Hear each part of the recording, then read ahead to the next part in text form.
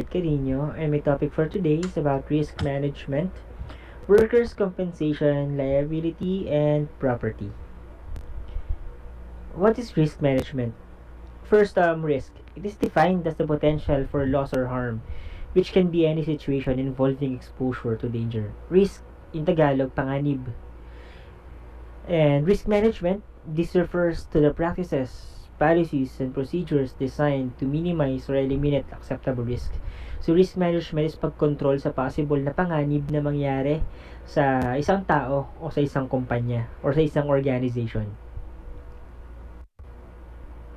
Two main reasons to practice risk management. First, exterior risk, to avoid any exposure of harm to the exterior part of the corporation. Keeping guests and employees safe is a moral and ethical responsibility for operators and includes avoiding both emotional and physical harm. So for exterior risk, ito yung masasabi nating physical risk na pwedeng mangyari sa mga employers o sa mga tao na nakapalibot sa isang organization o sa isang kumpanya. While the interior risk is to protect their business operation from financial or physical ruin. Protecting business operation includes protecting against damage to property, damage to reputation, and any financial impact occurring from litigation. The interior risk naman, ito yung internal risk or internal na panganib, like pagkalugi ng kumpanya or depending on the financial stability. So, interior risk covers sa mga possible na mangyari sa isang kumpanya, sa loob.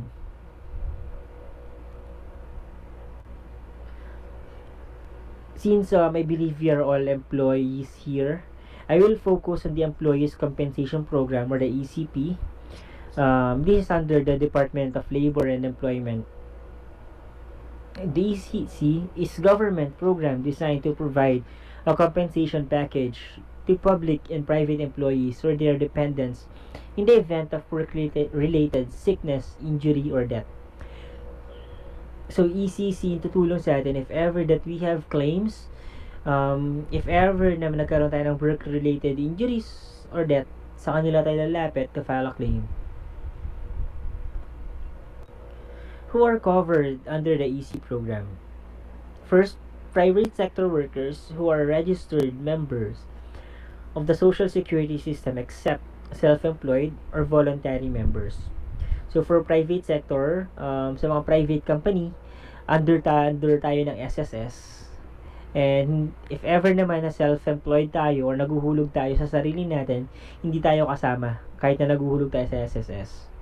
So, basically, ito lang yung mga under private companies, empleyado. For government sector, employees who are registered member of the GSIS, including members of the Armed Forces of the Philippines and the Philippine National Police, Bureau of Fire Protection, Bureau of Jail Management and Penology, elective government officials who are receiving regular salary, and all casual, emergency, temporary, and substitute or contractual employees. So for government employees naman, sa GSIS tayo. GSIS ang magko-cover ng mga claims na i-file natin. And note, coverage in the program starts on the first day of the employment. So day 1 pa lang, dapat covered na tayo. If ever that something risk or something happened to us, we will be covered since day 1. Benefits and services of the program. Number 1, loss of income benefit or cash benefit. It is given to a worker to compensate for lost income due to inability to work. There are 3 types of losses of income benefits. Number 1, temporary total disability. Benefit is given to an employee who is not unable to work for a continuous period not exceeding 120 days. So, for 120 days or less, under temporary total disability lang.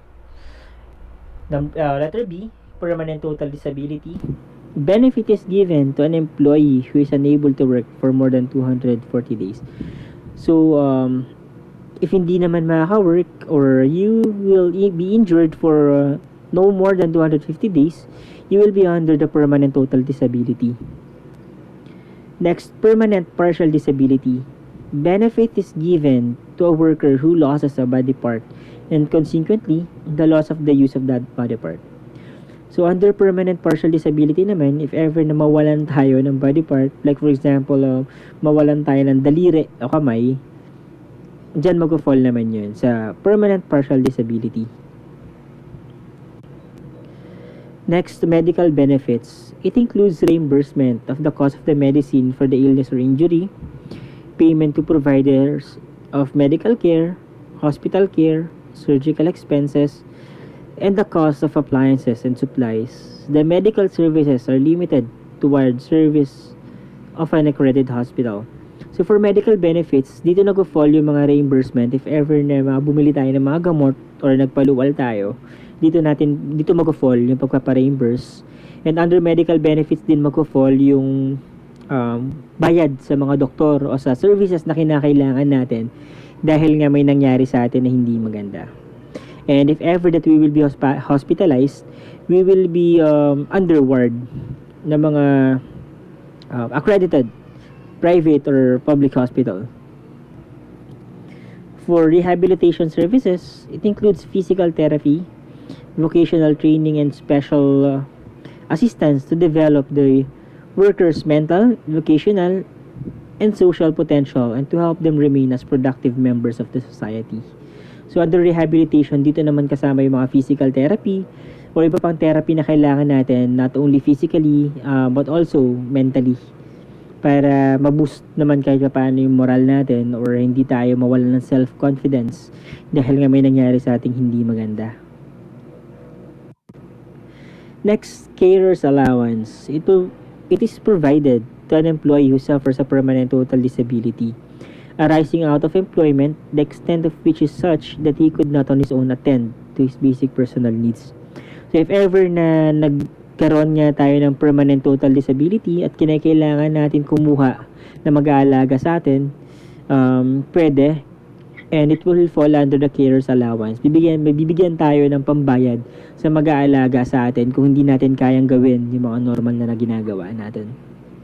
Lastly, death benefits. It is granted to beneficiaries of an employee who dies as a result of sickness or injury arising out of or in the course of employment. So, ito nga yung pag may namatay na wag naman sana.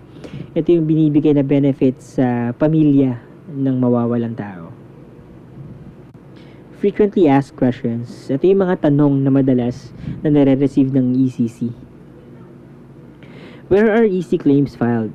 All EC claims may be filed by the claimant. That is option in the GSIS Regional Office for public sector or in the SSS branch for the private sector nearest to the place of work or residence. So all EC claims will be filed or can be filed sa pinakamalapit na SSS if you're a private employee, GSIS for public naman, sa pinakamalapit sa work area or sa residence. And if claim is denied, what's the option of the claimant? Request for reconsideration with the GSIS or the SSS. If it's still denied, write a letter of appeal to Employees Compensation Commission. So if ever that the claim is denied, pwede tayo mag-appeal ulit sa GSIS or SSS at if tingin natin na qualified naman tayo at hindi pa rin na-grant, pwede tayo mag-file ng claim sa ECC mismo.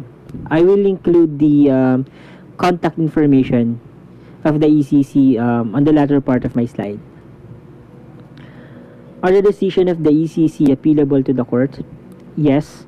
The decision of the ECC are appealable to the Court of Appeals within 15 days from receipt of the decision. Similarly, the decision of the Court of Appeals is appealable to the Supreme Court. So, yun nga, if ever that we will be denied by the SSS or the GSIS, pupunta tayo sa ECC to file a claim. And if na-deny pa rin tayo ng ECC, pwede tayo mapila sa mga korte hanggang sa Supreme Court pa. If ever na kung tingin natin karapat-dapat pero hindi pa rin tayo nag-grant sa claims natin. Liabilities of an employer. So first, non-registration of employee. Day 1 pa lang, as what I have mentioned earlier, cover or we are under the ECC or cover na dapat tayo if ever na may mangyari sa atin. So, magiging liability ng employer natin yung pag-register sa atin. Dapat day 1 pa lang ma-register na tayo sa SSS or sa GSIS.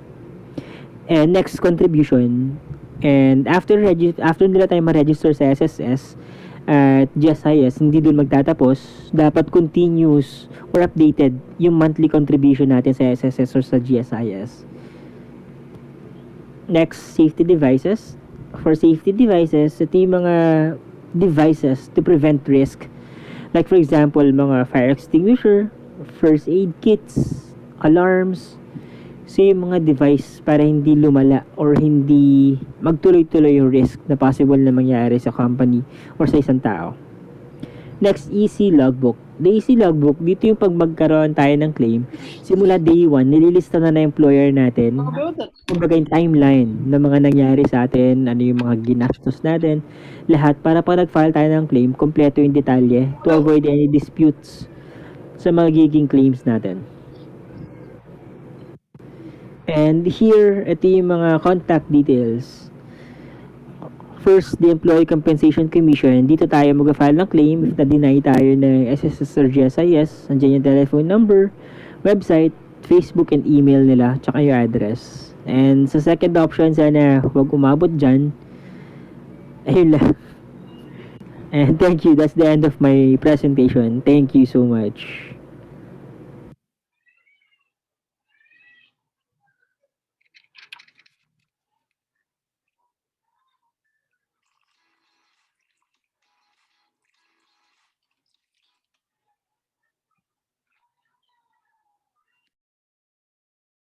Next po.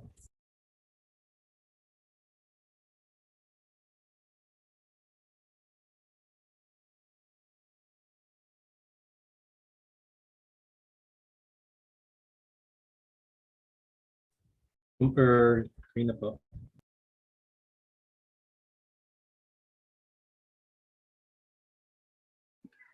Sinamang burda yata?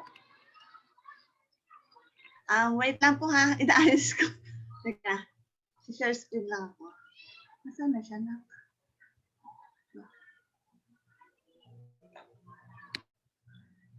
Okay. Nakita na po? Di pa po. Hello po. Hello? Everybody was done. Yan po, nakita na po? Wala pa po. Today, I'm going to present Ha? my topic. Wala pa po, wala pa. One, Okay, wait lang po ha.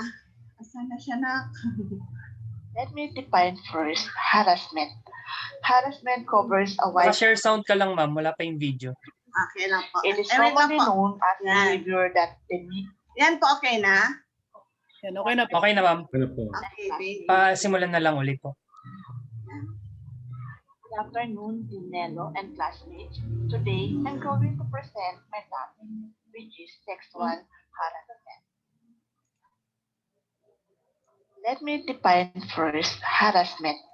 Harassment covers a wide range of an offensive nature.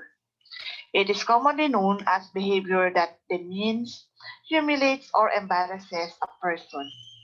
In the legal sense, these are behaviors that appear to be disturbing, upsetting, or threatening. When this becomes repetitive, it is also defined as bullying.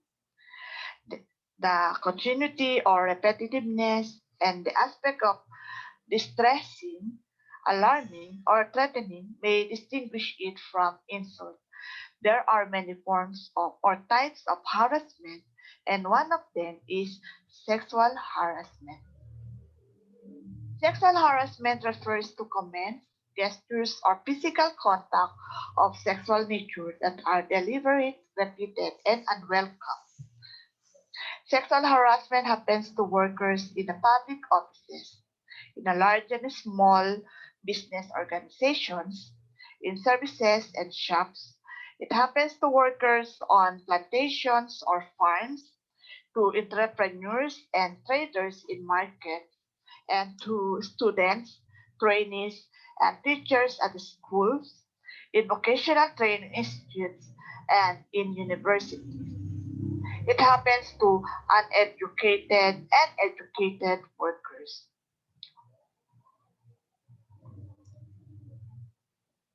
Sexual harassment in a workplace. refers to unwelcome verbal, visual, or physical conduct of a sexual nature that is severe or pervasive and affects working conditions or creates a hostile work environment. Conduct is not sexual harassment if it is welcome. For this reason, it is important to communicate either verbally or in writing to the harasser that the conduct makes you uncomfortable and you want it to stop. Severe or pervasive. The conduct of the harasser must be either severe or pervasive to be classified as sexual harassment. Although a single unwanted request for a date or one sexually suggested comment might offend you and or be inappropriate, it may not be sexual harassment. However, a number of relatively minor separate incidents may add up to sexual harassment if the incidents affect your work environment. In sexual harassment, both victim and the harasser can be either women and men, but most victims are women. Forms of sexual harassment. Verbal is an act of harassing someone in the form of speech, and these are the examples of verbal sexual harassment. Comments about clothing, personal behavior, or a person's body, sexual or sex-based jokes, requesting sexual favors, or repeatedly asking a person out, sexual innuendos, telling rumors about a person's personal or sexual life, threatening a person, sending or text messages of a sexual.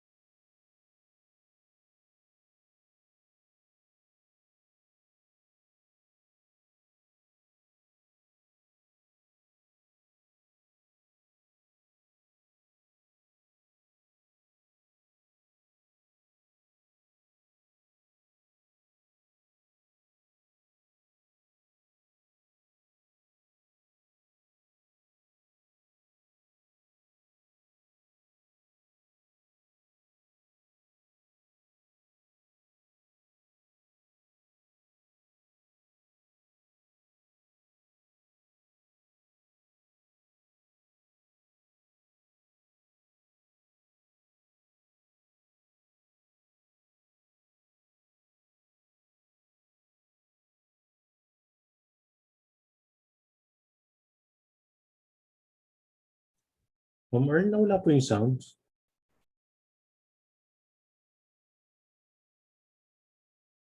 Of authority by the employer or Mahina po. Ayun po, bumalik po. Okay na.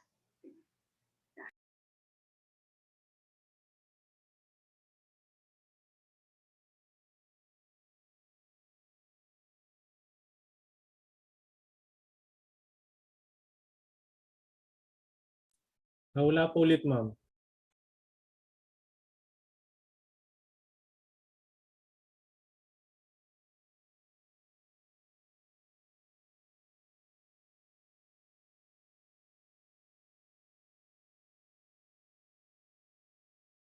Okay na po. Unwelcome sexual conduct Okay na po. unreasonably interferes with an individual's job performance or creates an intimidating, hostile, or offensive working environment. This is a gray area. It can be supervisor to employee or it can be peer to peer and no power struggle. Creates an offensive work environment and interferes with your work performance and must be severe or pervasive.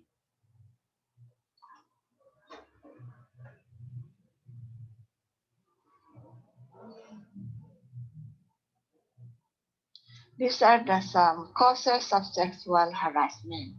Socialization. The way in which men and women were brought up to see themselves and others strongly influences their behavior. Various viewpoints could create a climate that allows sexual harassment. Power games. Some men feel threatened by the career advancement of women. Other men who have recently gained positions of power may also try to prove themselves by harassing women subordinates. Moral values, divorce, and cultural differences. The prevalence of marital stress and divorce in our society, cultural differences about what is or is not acceptable in our rapidly changing society could make them vulnerable to sexual harassment. Credibility and victim blaming. The credibility or the quality of being believable or trustworthy of the victim is often called into question as if it is usually her word against the word of the harasser. 5. Aggressiveness or bravado. Men in groups often behave differently from how they would as individuals. This can explain some of the gang harassment that occurs when a woman enters a plant or organization. Lack of company policy. Lack of sexual harassment policy can create an increase of sexual harassment in a workplace because of no clear definition of sexual harassment or disciplinary actions or corrective or preventive measurements implementation.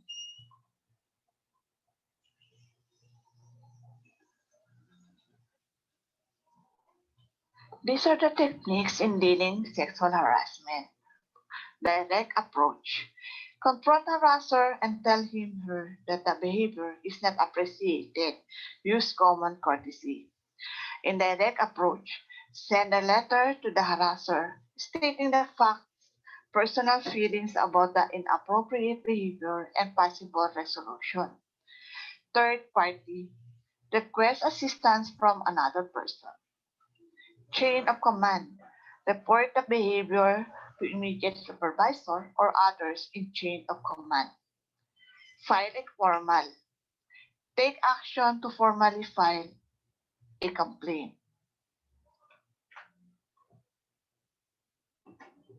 A harassed person commonly suffers a range of emotional and physical effects while facing sexual harassment, which include the following: health-related effects, headaches, neck and back pain, gastrointestinal disturbances, tiredness or fatigue, sleep disturbances, weight loss and appetite loss, dental-related problems. Detachment, minimize situation, denial, pretend it is not happening, relabeling, offers excuses for the harasser, avoidance, quitting a job, frequent leave or appointments, and others are the ways victim may handle or cope the cause of sexual harassment. Victims, employers, society. For victims,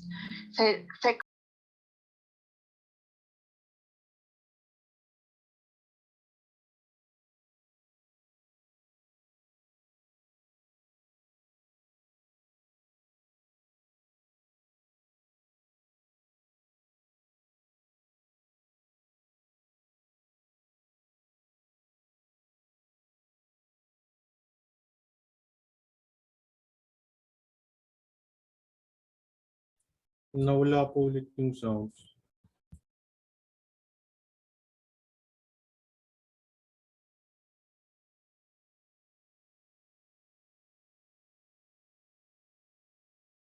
Okay na po. Demotivation, Okay na po. absenteeism. No applicants will fill vacancies at workplace where they fear sexual harassment. Progress and innovation within the enterprise are hindered when the environment is deficient in trust and team spirit. For the society, long-term rehabilitation costs for the reintegration of victims, unemployment welfare benefits and retraining, invalidity costs for those with impaired working capacities, legal and criminal justice expenses, women's undermined access to high status and well-paid jobs traditionally male-dominated.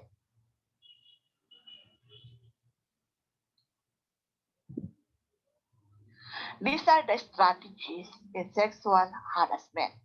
Proactive. Prevent before it happens. Training, role play, or short films. Post regulations and policies on sexual harassment. Address or stop sexist behaviors that may create an atmosphere conducive to sexual harassment. Reactive. Ensure all actions, complaints are dealt with in a timely manner. Conduct appropriate follow-up actions.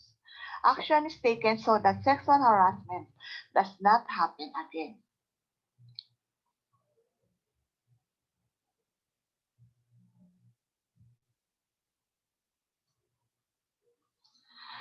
Corrective action. According to the Equal Employment Opportunity Commission or EEOC, corrective measures are measures taken to correct the negative effects of the sexual harassment and to prevent sexual harassment from occurring in the future. It must correct all the negative effects that the harassment may have caused the victim. According to the EEOC, there are a number of corrective actions that can undo the harm created by the sexual harassment. Restoration of leave. It points out that the employee took leave as she couldn't bear going to work each day after the demand for a sexual favor. As the employee took the leave for no other reason than sexual harassment, all of those days' leaves should be restored. Expungement of negative evaluations. It is possible that the supervisor decided to retaliate after the complaint by giving a poor performance review of the employee. If it turns out that the performance appraisal took place after the sexual harassment began, it must be agreed to annul the appraisal and remove it from the employee records. If it turns out that the employee has lost a bonus or other entitlement, then they both agree employee will be compensated.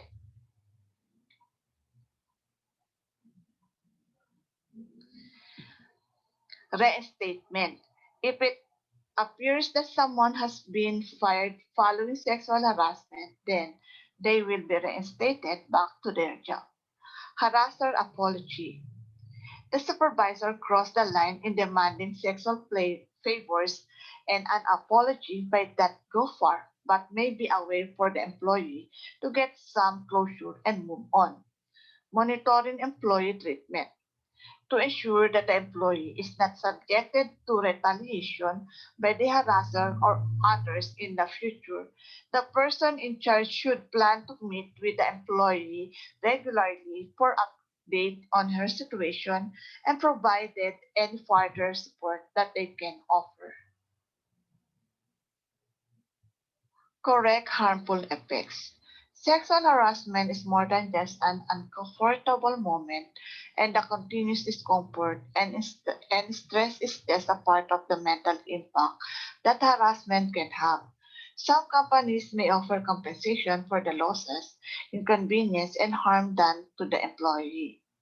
Duty of reasonable care recommends that the company improve its prevention program to help minimize the risk of other employees being victimized by sexual harassment and exposing the company to legal liability. Employers have a duty of reasonable care to stop and prevent harassment. For example, applicants should be properly screened, and both employees and supervisors should be adequately trained on sexual harassment. Practical measures for preventing sexual harassment problems are: improve the safety of the working environment, such as well-lit work areas, and changes in the organization of the work, allowing for more equal numbers of men and women among staff at all levels of the company or organization during all working hours at all workstations. Make a panel rather than an individual responsible for interviewing and selecting candidates for job vacancies or promotions. The panel should preferably consist of both men and women of equal rank. This simple, practical measure will protect new staff from discrimination and protect managers and workers against false complaints of sexual harassment. Provide the policy to new employees, and regularly distribute and promote the policy at all levels of the organization. Remove inappropriate materials such as nude posters from the workplace. Conduct awareness raising sessions on sexual harassment issue to all workers. Display anti-sexual harassment posters on notice boards and distribute relevant brochures. Train all the managers in their role in preventing sexual harassment and monitor their behavior in setting appropriate standards. Translate the policy into relevant community languages. Ensure that selection criteria for management positions make reference to the ability to deal with sexual harassment issues, include accountability mechanisms in job descriptions, and monitor behavior at management performance reviews. Committees handling sexual harassment cases should include an equal representation of men and women to ensure that both women's and men's perspectively can shed light on the best solution to a case. They should also include representatives of management and workers. Victims should be represented or accompanied by a representative of their choice.